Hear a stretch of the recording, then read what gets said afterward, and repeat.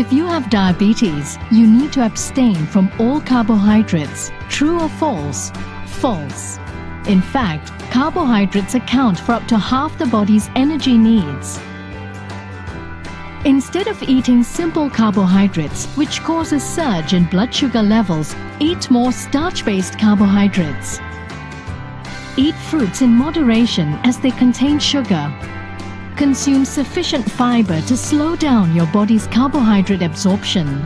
Animal protein is carbohydrate-free, but plant-based proteins and dairy products contain carbohydrates.